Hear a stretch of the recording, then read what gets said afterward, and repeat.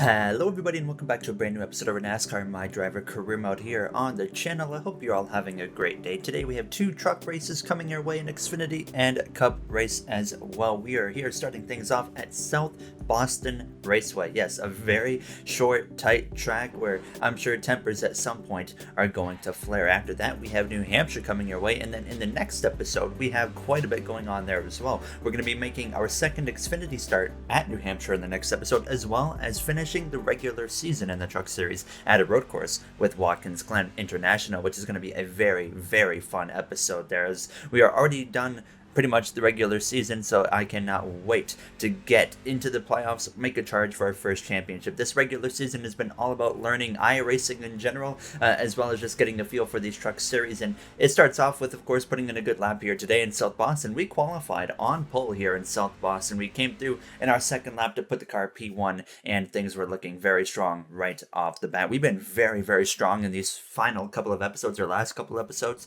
especially when it comes to qualifying. Of course, before we get going, just want to say thank you to everybody that's been tuning in so far to this series. The viewership's been not as high as I'd hoped it would be so far, but I'm confident it'll go up in the future. But I know that everybody that's been watching it, you said you've been really enjoying it, and I appreciate that. And I can tell you right now that what you're seeing in the Truck Series and Xfinity Series is absolutely nothing compared to what you're going to see production-wise when we get into the Cup Series. So I can't wait for you guys to experience it here as we get ready to go green here from South Boston. Now, a bit of a short race here as we get underway. 55 laps now as we get underway down into turn 1. So stage 1 is 15 laps, same for stage 2, and then we race it from lap 30 to 55 to determine a winner here today. Now, surprisingly, when it comes to iRacing AI, the short tracks are relatively clean, and I've said this before, it's been the mile-and-a-half tracks that are the absolutely just crazy races, which is not what you expect to see, but that's been exactly what it has been so far here. Now, as you can see, some 3-wide racing with Gilliland, Johnny Sauter, as well as Ryan Truex there through 3 and out of turn 4.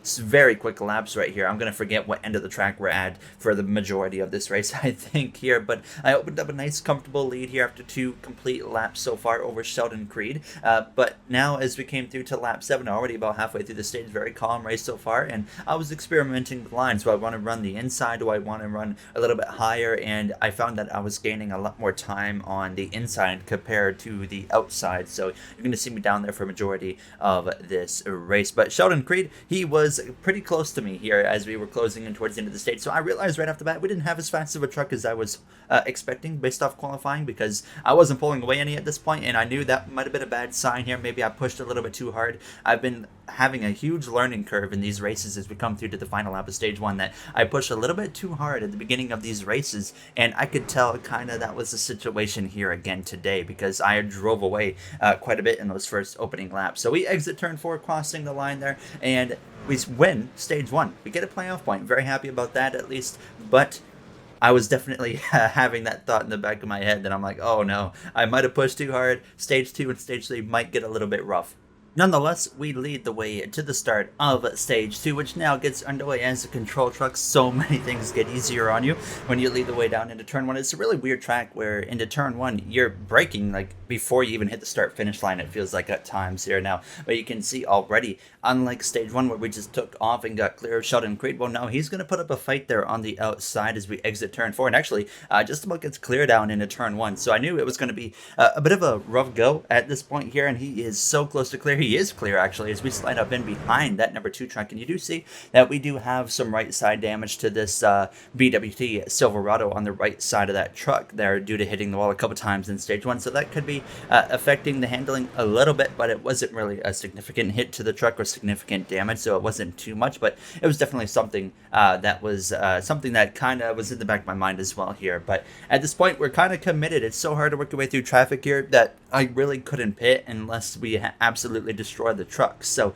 we just kind of had to hang on and hope that we saved the tires enough in stage 1 to at least get a strong finish. But you can see throughout this whole stage, I'm trying to go to the inside of Sheldon Creed and make moves to the inside. It's just not working. I couldn't ever get fully alongside him or even have a chance to clear him. So I decided to, of course, maybe experiment with lines a little bit, and you're going to notice that out of turn 2 right here, I'm going to slide up in behind that 2 truck here. Coming to the final lap in stage 2, I decided to follow that 2 truck, but I could not get the car to rotate rotate like that 2 truck or the 4 of John Hunter Nemechek, who we made a little bit of contact with right there at a turn 4. He goes up into second place on the start of this final lap in stage 2. So we now fall down to P3. Jonathan Ramos there just behind us in 4th. Right to the back bumper. Actually gave the 4 a bump into turn 3. Not going to be enough there. Sheldon Creed wins stage 2. Picks up another playoff point. John Hunter 2nd. Myself in P3. Jonathan Ramos there having some strong runs so far in this series in his first couple of races. And we know, like I said already, he is going to be full-time in the Truck Series next season, where we will be keeping up with trucks, because we will be moving up hopefully to Xfinity next season, but we'll still, of course, be paying attention to the Truck Series now as you get underway now for the start of this third and final stage. And Creed did not have a good start at all right there. Not a good launch into turn 1. The 4 of John Hunter Nemechek goes down into the corner, takes the lead away from that 2 of Sheldon Creed. The 0-7 right there of IDK player Jonathan Ramos on our outside. We're close with him, but it looks like he is going to have a better drive off on the exit of all of these corners as well now.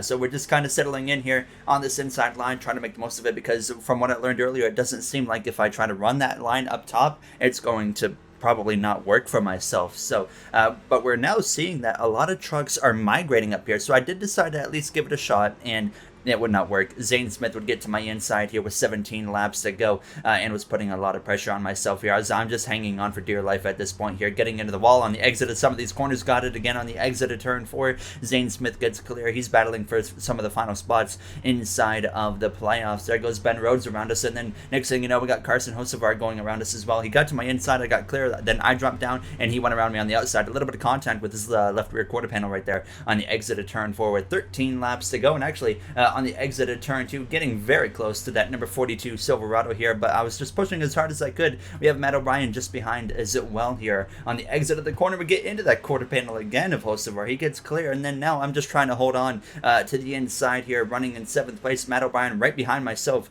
as we go down into turn 3. I'm trying to cover him off, but he's going to get to my left side, and we actually make contact, and around we go with contact with the 88 of Crafton as well. The caution comes out late in South Boston as we get dumped right there by Matt O'Brien, and I was a little bit heated at first, but I was thinking I might have come down on him, and you're going to see this right here. He fills the gap, and then I was trying to close the gap, and well, I closed it while he was up my inside, and around we went. We've had our fair share of incidents so far this season here in this My Driver series, but we are learning. It's a learning process, and we, in my opinion, have to crash to learn more. So I'm not really disappointed about that. I was a little bit heated at the moment, but it was 100% my fault right there with that incident. So we've had another run-in earlier this season with Matt O'Brien. I think it was at Atlanta, if I'm not mistaken, and he crashed us there. So it's not the first time we've gotten into it with Matt O'Brien, but this restart was right at the end of the race. There was only 2 laps to go on the race, and John Hunter Nemechek and Sheldon Creed were side by side. I'm trying to get down to the inside there behind the 18 of Chandler Smith. He has some right rear damage, but it's Nemechek Creed side by side at the start of the final lap as they go down into turn 1. Who's going to get the victory there,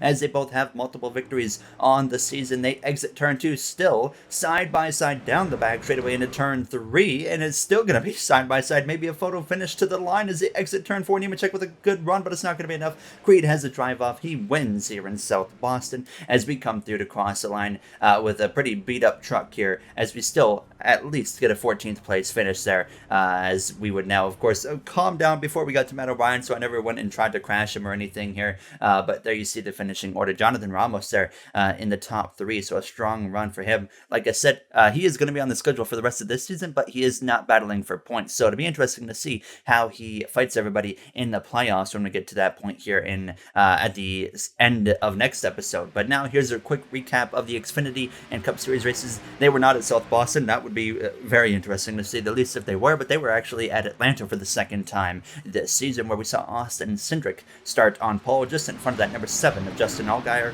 So he would be out front on the exit of turn 2, 3 wide action behind here now, as these mile and a half just put on a show every single time. I don't think it matters what mile and a half racetrack it is. It's going to put on a show, to say the least, here on the iRacing AI. But Austin Cindric was pretty much unbeatable in the first part of these opening laps here, but Justin Allgaier would actually give him a run for his money. He would actually briefly go up there and take the lead early on in this race as well, but obviously it would come down to the very final lap. Cozy as well as Shieldhouse once again both had very rough days. Shieldhouse, who had a great start to the season, has had a really rough late regular season, but it was going to be a side-by-side finish between Allgaier and Cindric, but it would be Cindric coming out on top, picking up the victory here in Atlanta, as you see the rest of the field across the line. So there you see Showhouse down there in like 18th place, Cozy up there in the top 15. But Showhouse, it's going to be interesting to see what he brings in the playoffs since we've been seeing his struggles as of late. Now into the Cup Series race here from Atlanta, Ryan Blaney, Kyle Larson, your front row, two very talented young drivers still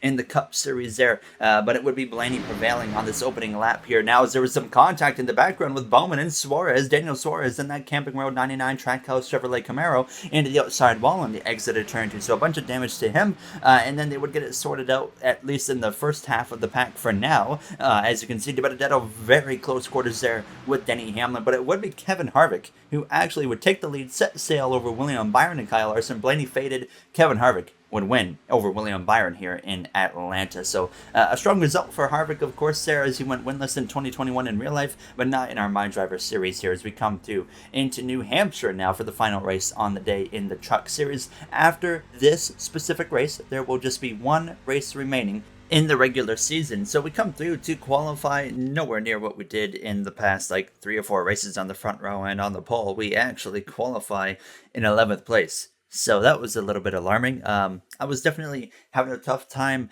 getting the track down and learning it and how to hit my apexes here in New Hampshire. So I was not really surprised by that 11th starting position here as we would get ready to get underway here now in New Hampshire. Just 2 races remain in the regular season. Up ahead you see Joey Stone. He's in a must-win to get into the playoffs, and just about everybody it feels like outside of the playoffs right now is in a must-win scenario. Zane Smith currently holds the last spot. He's about 25 points ahead of Michael Roots. We have 9 different winners for 10 playoff spots. So Zane Smith, the only driver in on points, and Roots needs about 25 points to get him. And Brown, he's going to pretty much have to win. Cornelius, Jake Cook, Austin Hill, they are all the closest to Zane Smith, but they nearly need to win as well to beat him. And then everybody else as well has to win at this point. So it's pretty easy for Zane Smith. If he doesn't get himself caught up in some trouble, he should make it into the playoffs on points. Now, if it wasn't for a few surprise winners in this series,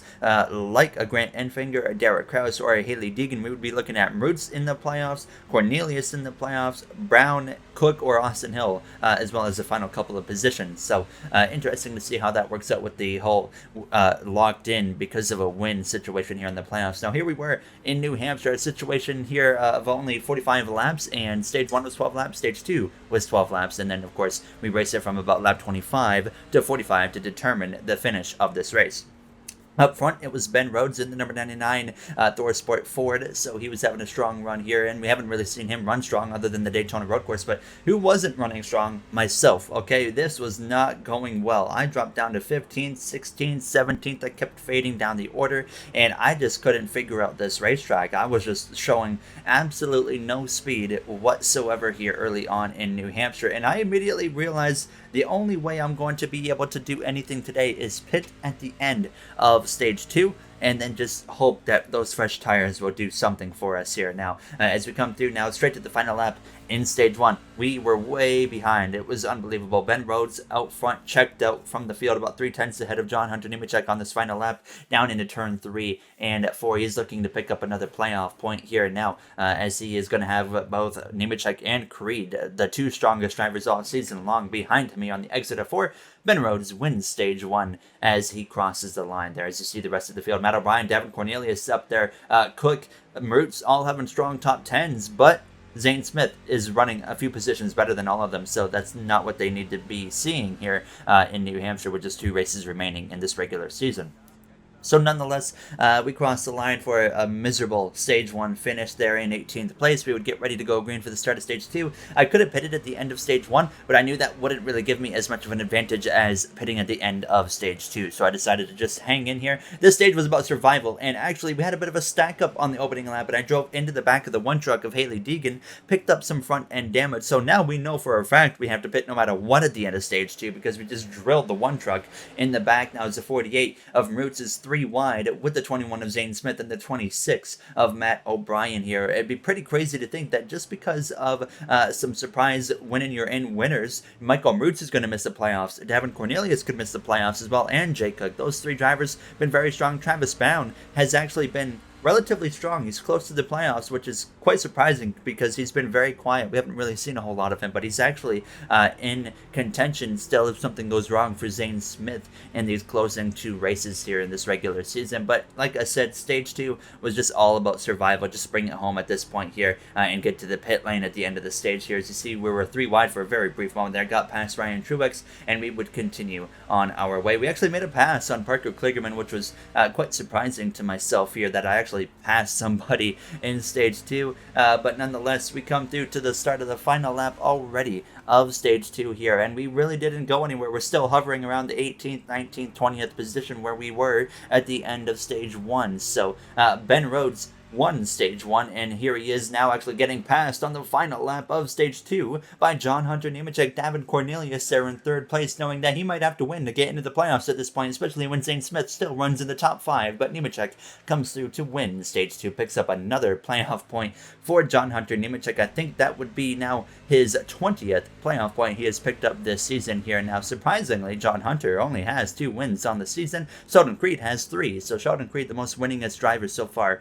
on the season, with that win in South Boston there in the last one. So I would actually bring the truck to the pit lane here at the end of stage 2, and we're going to come and put 4 tires. I even made an adjustment to the car, or to the truck, and then we, of course, are going to make some repairs, and it wasn't too much of repairs. It was like 17 seconds of optional, as I think it said there, so it was pretty quick, and we would be at the back of the pack, and I actually gave the grid a little bit of space here at the start of stage 3. I didn't want to risk running into the back of them again with a big stack up, as John Hunter Nemechek leads the way down into turn 1. You see Ben Rhodes out of the groove right there. Cornelius is going to go up to 2nd place. It's going to be 3 wide with Smith and Creed right there. Haley Deegan out of the groove as well. But here's an opportunity for myself to be able to move my way forwards here now. We have the fresh tire advantage, nearly 4 wide actually there for 2nd place. Rhodes falling down quite heavily here down the order on this opening lap. Actually, there was some contact between, I think, Haley Deegan and Stuart Friesen there. We saw some damage to our left side of the truck. As you can see, a lot of crazy racing here at the start of stage 3. There's Roots 3 wide in the middle there with Cornelius on his inside. And I had caught on to a bit of a trick that was helping me rotate this truck on the exit of these corners and through the center of these corners, which was something I was struggling with, was rotation in the center and the exit of every single corner. Turns 1 and 2, turns 3 and 4.